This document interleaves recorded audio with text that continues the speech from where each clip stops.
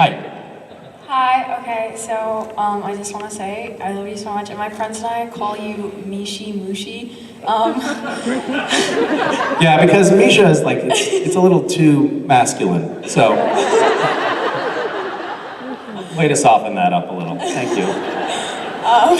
Anyway, I was wondering, what's the most bizarre experience that you've ever had on set with like Jensen and Jared?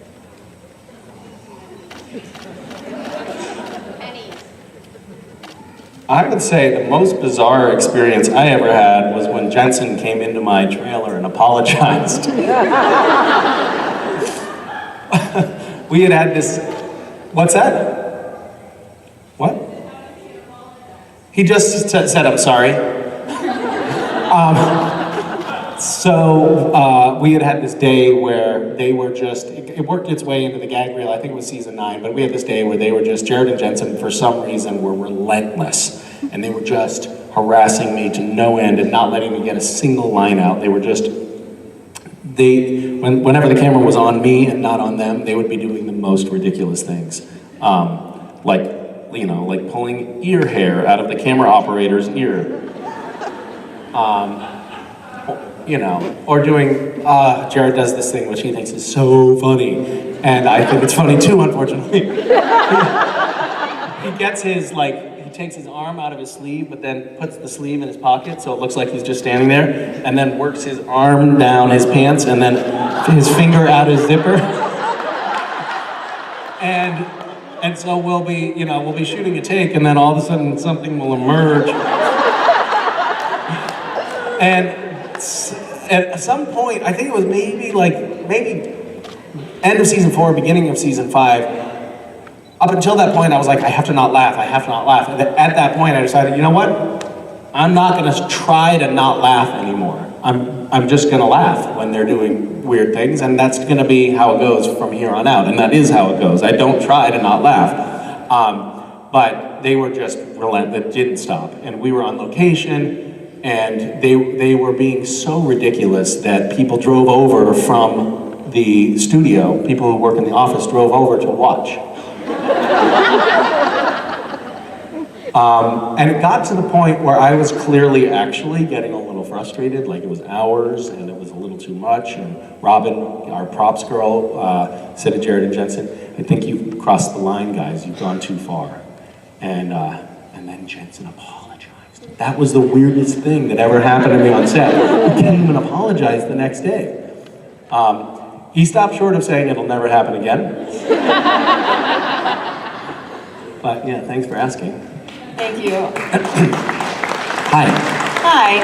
I wanted to ask, we know from our friendly neighborhood cosmic entity that angels all go to the empty, and we know that Chuck has no power in the empty. So every time he brought Cass back, what happened? Did he pull one over on the empty, or are there multiple versions of Cass out Sorry, there I think sleeping? her mic is dead. I can't hear anything that she's... Well, I'll have to get back to your question when your mic is working. I'm sorry, go sit down. Thank you.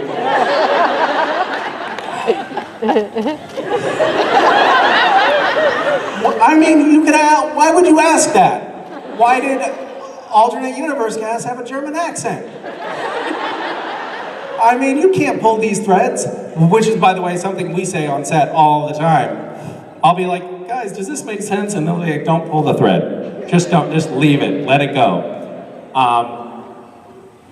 Man, that's such a bummer. Do you have an idea? I actually think there's different versions of Cass. Each time he dies, he goes to the empty, and then Chuck recreates his body and his memories and everything, brings him back that way, so there's actually dozens of That's Casses right, out you there. are correct. That is right. At this point, Cass is a copy of a copy of a copy of a copy. That's why he's starting to look kind of worn. Yeah, that would be a good episode, just have an army of Casses. Yep.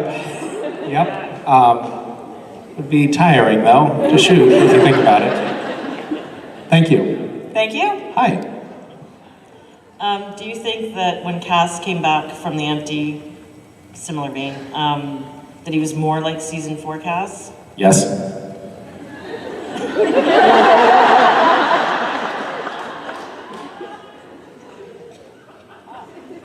I didn't know it was my turn. Hi.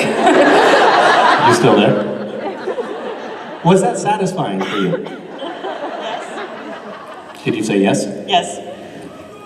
Yeah, tit for tat, huh? Question. Two can play this game. It was actually in the script. It said, he's more like season 4 Cass. Which is sort of like code for Misha, stop doing that weird shit you've been doing. Go back to doing what we cast you as. Yeah, good talk. Hi. Okay, hi. So my question for you is, as an actor, how do you play characters that are completely opposite of you, like rapping Canadian serial killers?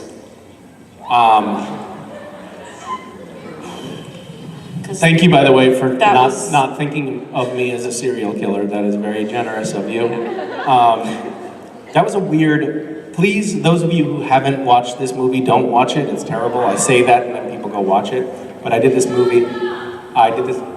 No, it's not. So I did this movie. Yeah, it's pretty awful. It's awful, yeah. So I did this awful movie, and it was a train wreck.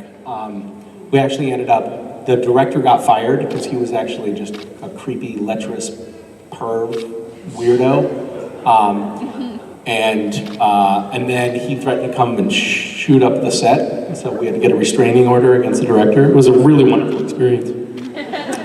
But that was an interesting role for me. I think they cast me partly because I kind of looked like the guy. It was a real life character. It was Canada's sort of most famous serial killer. Excuse me. And they cast me, and I was like, I think that they totally screwed up here. Like, I can't do this at all. This is not me at all. And then